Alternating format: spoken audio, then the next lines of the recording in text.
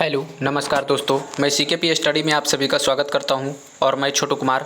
आज का जो मेरा क्लास होगा क्लास 12th का आर्ट्स ऑनर्स का जो कि इकोनॉमिक्स का ऑब्जेक्टिव क्वेश्चन का रिवीजन वीडियो है। तो दोस्तों, अगर आप जो कि चैनल को सब्सक्राइब नहीं किए हैं तो कृपया सब्सक्राइब कर ऑल पे क्लिक कर लें ताकि स्टडी से रिलेटेड मेरा कोई भी वीडियो होगा तो मिलता रहेगा। ठीक है, तो समय को ना वेस्ट करते हुए मैं जो कि सीधा क्वेश्चन पे ले चलता हूँ। मेरा फर्स्ट क्वेश्चन कह रहा है कि इनमें से किसी संसाधन भूमि के अंतर्गत नहीं रख सकते हैं।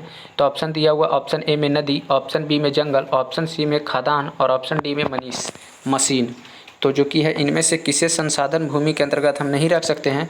तो एक का जो मेरा बिल्कुल राइट आंसर होगा जो कि ऑप्शन डी हो जाएगा।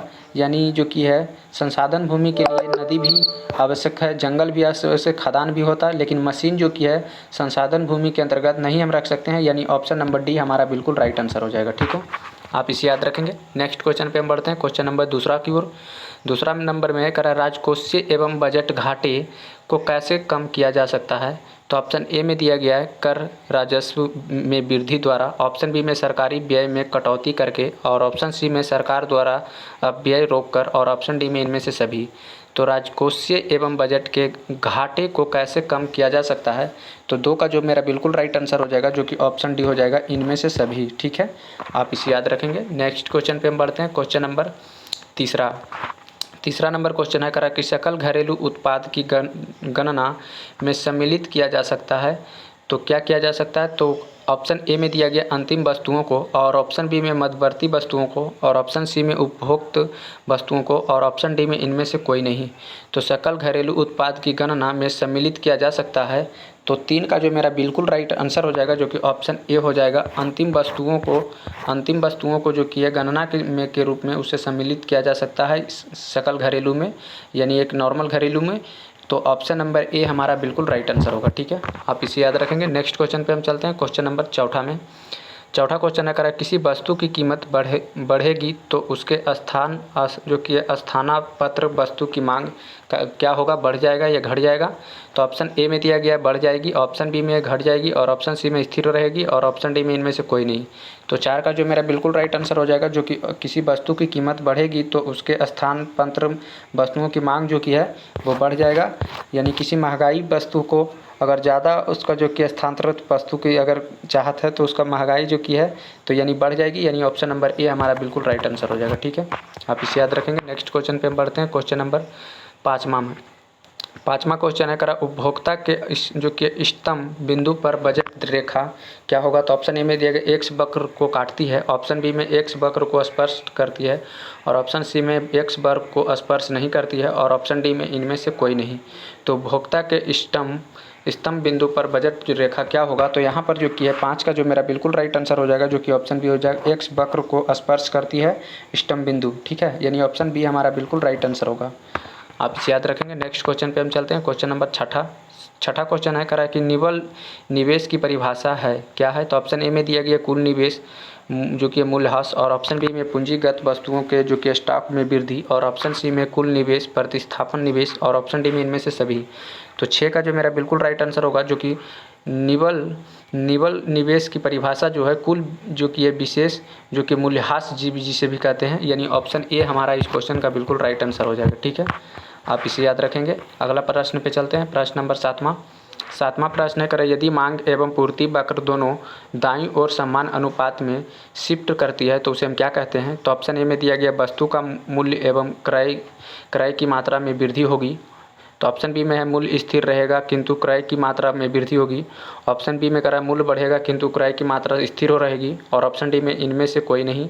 तो यदि मांग एवं जो कि पूर्ति वक्र दोनों ये दाईं ओर से समान अनुपात में जब शिफ्ट रहेगी करती है तो जो कि 7 का जो मेरा बिल्कुल राइट आंसर हो जाएगा जो कि ऑप्शन बी हो जाएगा, मूल्य स्थिर रहेगा लेकिन किंतु जो क्रय मूल्य की मात्रा जो होगा वो बढ़ जाएगी यानी वृद्धि होगी उसमें। तो यानी ऑप्शन नंबर बी हमारा बिल्कुल राइट आंसर हो जाएगा। ठीक है, आप इसे याद रखेंगे। अगला क्वेश्चन पे हम चलते हैं, क्वेश्चन नंबर आठवां क्वेश्चन है करें यदि अर्थव्यवस्था में सभी लोग अपने बचत की प्रवृत्ति को बढ़ा देते हैं तो अर्थव्यवस्था की कुल बचत क्या होगा। तो ऑप्शन ए में दिया गया वृद्धि होगी, ऑप्शन बी में करा स्थिरता रहेगी, ऑप्शन सी में करा कमी होगी और ऑप्शन डी में करा केवल ए बी और सी।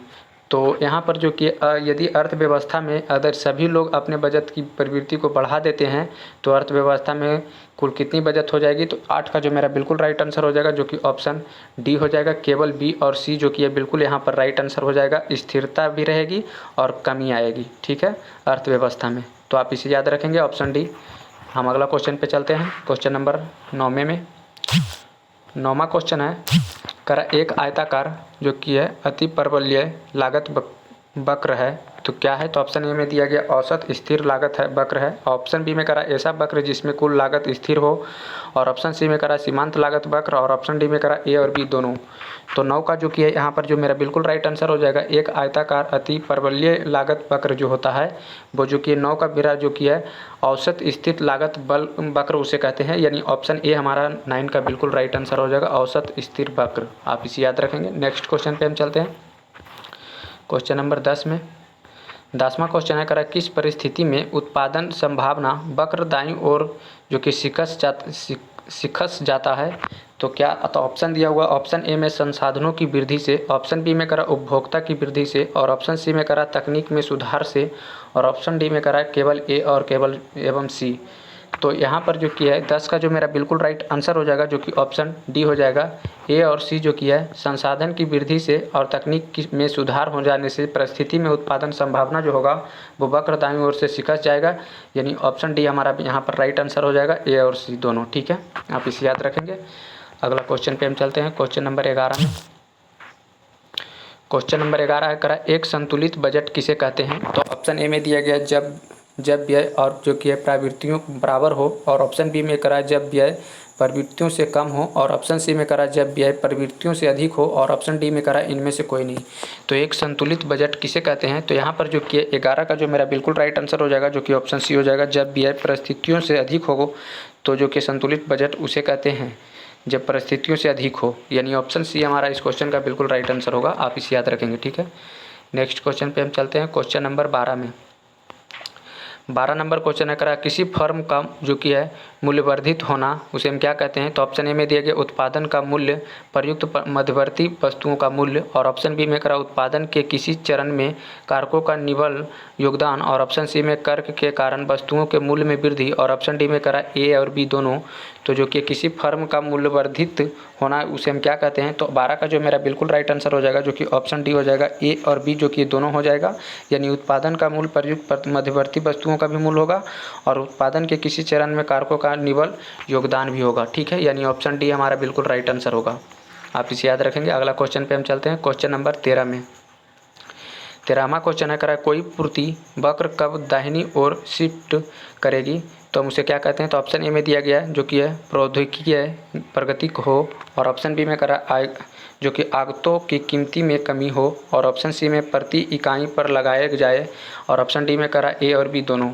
तो 13 का जो कि है मेरा बिल्कुल राइट आंसर हो जाएगा जो कि ऑप्शन डी हो जाएगा, ए और बी दोनों हो जाएगा, यानी प्रौद्योगिकी की प्रगति हुई होगा और आगतों की कीमतों में कमी आएगी, तो उसे हम जो कि है पूर्ति वक्र कब दाहिनी ओर शिफ्ट करेंगे तब करेंगे, यानी ऑप्शन नंबर जो कि है यहाँ पर डी हमारा बिल्कुल राइट आंसर होगा, ठीक है, आप इसे याद रखेंगे। अगला क्वेश्चन पे हम चलते हैं, क्वेश्चन नंबर 14 में 14वां क्वेश्चन है, करा कि निवल प्रत्यक्ष कर को परिभाषित किया जाता है, तो क्या, तो कौन सा प्रत्यक्ष होगा, तो ऑप्शन ए में दिया गया प्रत्यक्ष कर यानी अप्रत्यक्ष कर, और ऑप्शन बी में प्रत्यक्ष कर जो कि मूल्यह्रास भी जिसे कहते हैं, और ऑप्शन सी में प्रत्यक्ष कर जो कि अनुदान भी होता है, और ऑप्शन डी में इनमें से कोई नहीं।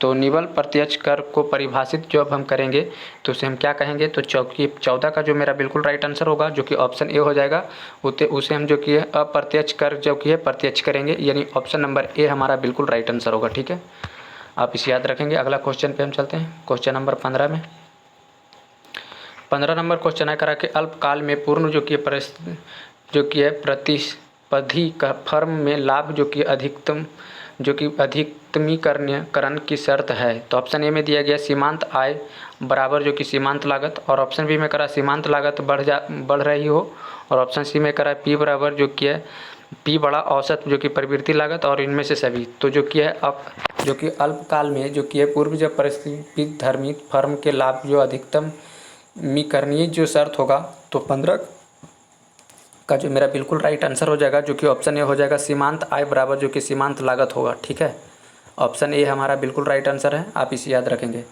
अगला क्वेश्चन पे हम चलते हैं, क्वेश्चन नंबर 16 में। 16वां क्वेश्चन है करा अंतिम जो कि है ऋणदाता किसे कहा जाता है? तो ऑप्शन ए में दिया गया व्यावसायिक बैंक को, ऑप्शन बी में ग्रामीण क्षेत्र में महाजन को, और ऑप्शन सी में क्षेत्रीय ग्रामीण बैंक को, और ऑप्शन डी में भारतीय रिजर्व बैंक को।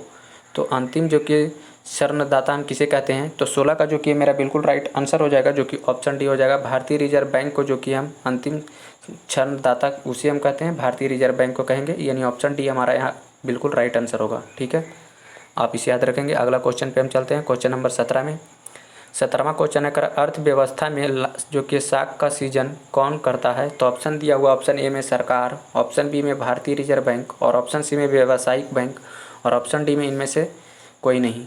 तो अर्थव्यवस्था में जो कि साख का सीजन कौन करता है? तो यहाँ पर जो कि 17 का जो मेरा बिल्कुल राइट आंसर होगा, जो कि ऑप्शन सी होगा। व्यावसायिक बैंक जो होता है अर्थव्यवस्था में साख का सृजन जो कि सृजन कौन करता है? तो व्यावसायिक बैंक करता है, यानी ऑप्शन नंबर सी हमारा बिल्कुल राइट आंसर होगा। ठीक है, आप इसे याद रखेंगे। अगला क्वेश्चन पे हम चलते हैं, क्वेश्चन नंबर 18 में। 18वां क्वेश्चन है यदि बाजार में किसी वस्तु की कीमत घट जाती है तो बजट सेट क्या होगा? तो ऑप्शन ए में दिया गया है बढ़ा हो जाता है, और ऑप्शन सी में छोटा हो जाता है, और ऑप्शन डी सी में समान रहता है, और ऑप्शन डी में इनमें से कोई नहीं। तो क्वेश्चन यदि बाजार में किसी वस्तु की कीमत घट जाती है तो बजट उसका क्या होगा?